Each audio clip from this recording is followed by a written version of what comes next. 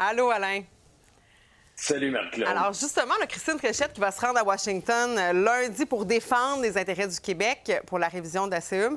Une mission économique est claire. Est-ce que c'est un test important pour Mme Fréchette?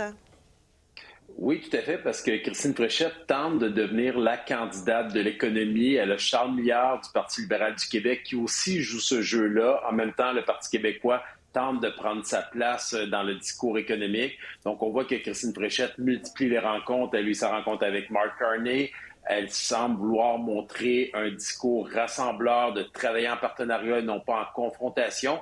Puis bon, il faut se dire les vraies choses. Elle a vu que la recette Carney a marché lors de la dernière élection fédérale. Donc, on sent que la stratégie des gens autour de Christine Fréchette, c'est d'essayer de reproduire le tout. Donc, en allant aux États-Unis, elle veut faire ses propres contacts, se mettre de son bord le milieu économique, donc d'où cette rencontre aujourd'hui à la Caisse de dépôt avec la Chambre de commerce, la Fédération des chambres de commerce du Québec, l'UPA, pour essayer d'avoir un discours rassembleur et d'aller faire passer le message du Québec aux États-Unis. Bon, Alain, elle veut faire ses propres contacts, tu viens de dire, passer les messages pour le Québec, mais est-ce qu'elle a intérêt aussi à créer des alliances avec les autres provinces pour faire front commun?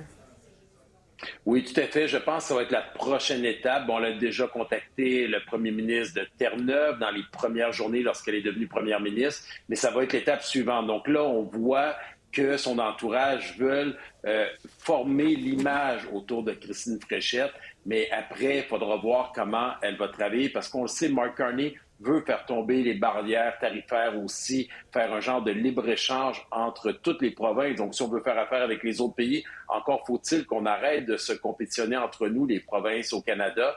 Donc, ça va faire partie du travail qu'elle aura à faire de tisser des liens particulièrement avec l'Ontario, Doug Ford. Moi, j'ai très hâte de voir cette première rencontre avec le premier ministre de l'Ontario.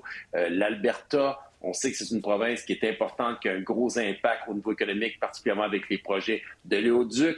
Qu'est-ce qu'elle veut faire, elle, qui a voulu lancer peut-être une opportunité avec les gaz de schiste. Donc, ça va nous permettre de mieux connaître sa vision économique et énergétique du Québec. Qu'est-ce que tu penses de ses premiers jours en tant que première ministre, Mme Fréchette? Je dirais qu'en ce moment, elle marque des points. Moi, ce que j'entends sur le terrain, c'est que les gens sont impressionnés par son calme.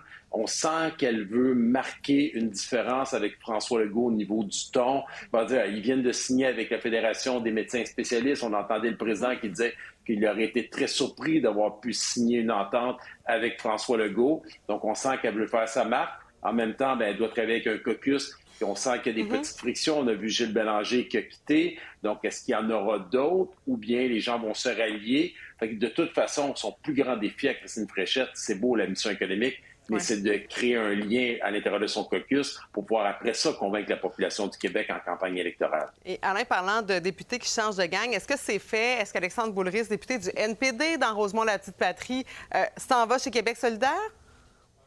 Oui, tout porte à croire qu'il va faire le saut au Québec. Bon, c'est la fin pour lui. C'est le dernier survivant, il faut le dire, de la vague orange de 2011 avec le défunt Jack Layton. Il était le seul député du Québec. Ils avaient sept députés au Parlement canadien du NPD au début. Ils sont tombés maintenant à 5 avec le départ d'Alexandre Boulris. Ça va être un bon coup de pouce, par exemple, pour Québec solidaire.